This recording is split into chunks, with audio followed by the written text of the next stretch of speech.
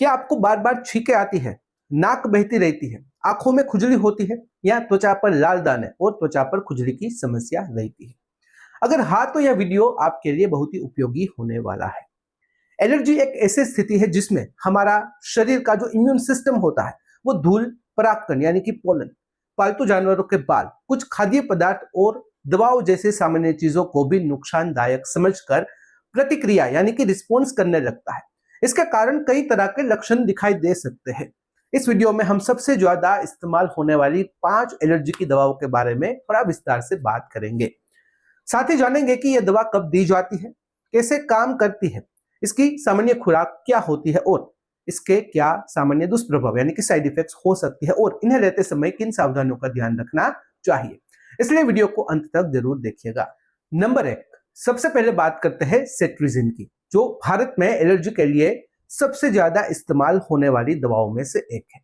यह एक second generation antihistamine है जो शरीर में हिस्टामाइन नाम के रसायन यानी कि केमिकल के प्रभाव को कम करके एलर्जी के लक्षणों से राहत देने में मदद करती है।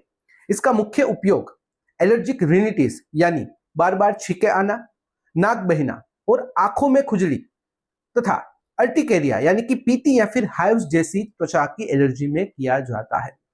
सामान्य वयस्कों में इसकी खुराक आमतौर पर 10 mg दिन में एक बार होती है, लेकिन मरीज की उम्र, किडनी की कार्यक्षमता और बीमारी के अनुसार डॉक्टर इनमें बदलाव कर सकते हैं। सेट्रिजिन का असर अक्सर 1 घंटे के भीतर शुरू हो जाता है और लगभग 24 घंटे तक बना रह सकता है।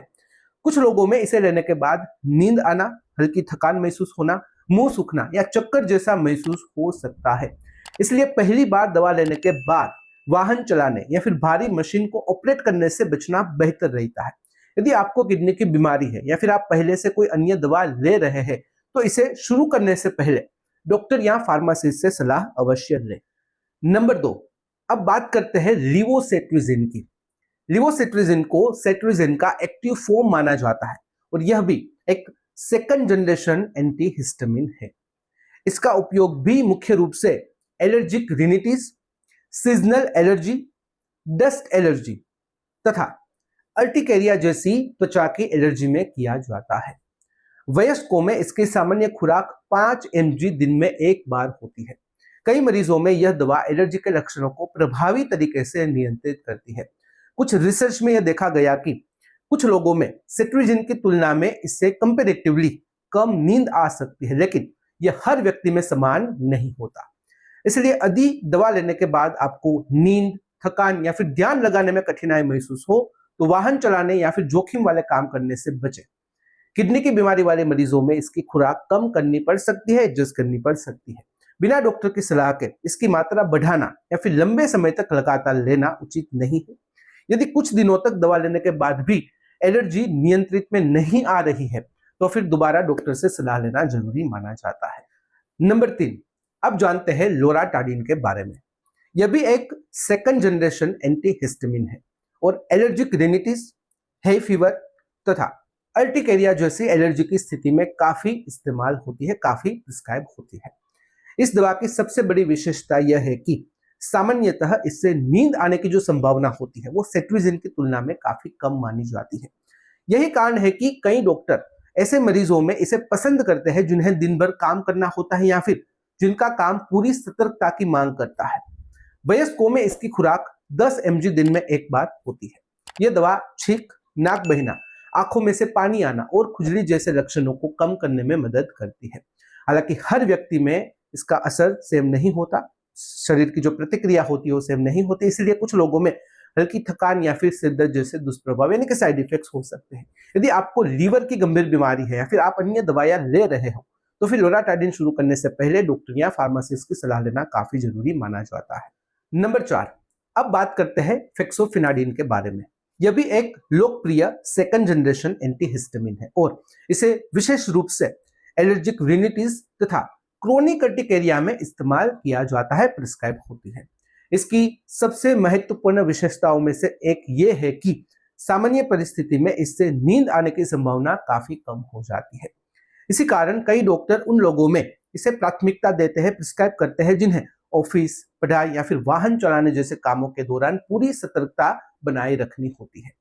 वयस्कों में इसकी खुराक बीमारी के अनुसार 120 mg या फिर 180 mg दिन में एक बार हो सकती है। इस दवा को पानी के साथ लेना बेहतर माना जाता है। कुछ फलों के जूस जैसे कि orange, Apple, grep fruit juice इसके अवशोषण यानी कि एब्जॉर्प्शन को कम कर सकते हैं, इसलिए इन्हें दवा के आसपास लेने से बचने की सलाह दी जाती है। हालांकि यह दवा अधिकांश लोगों में अच्छी तरह से सहन हो जाती है, टॉलरेट हो जाती है, फिर भी कुछ मरीजों में सिरदर्द, मतली, हल्का चक्कर महसूस हो सकता है।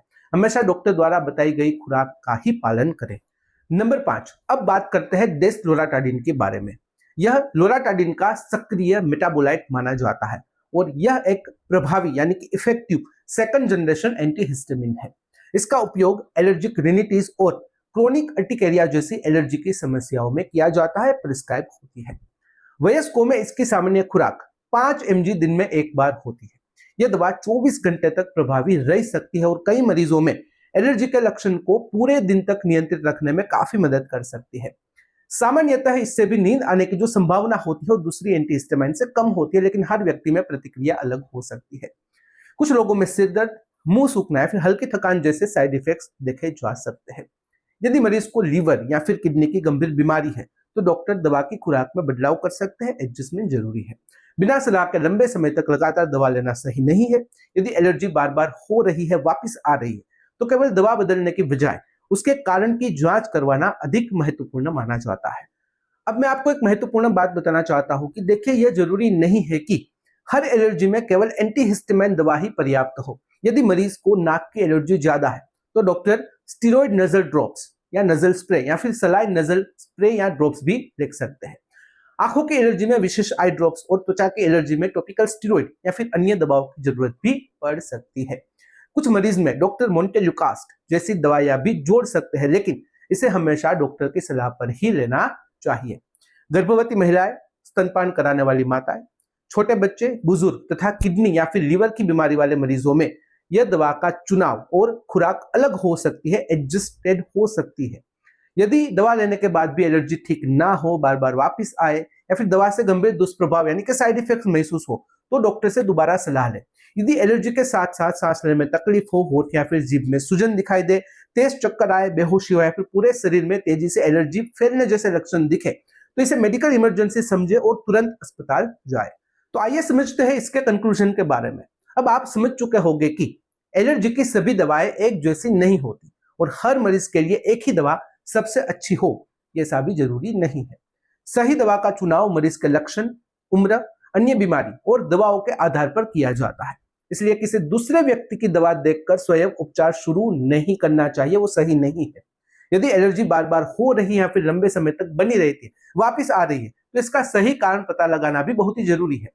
उम्मीद है कि इस वीडियो से आपको भारत में सबसे ज्यादा इस्तेमाल होने वाली जो 5 दवाएं हैं उसके बारे में सही जानकारी मिली होगी।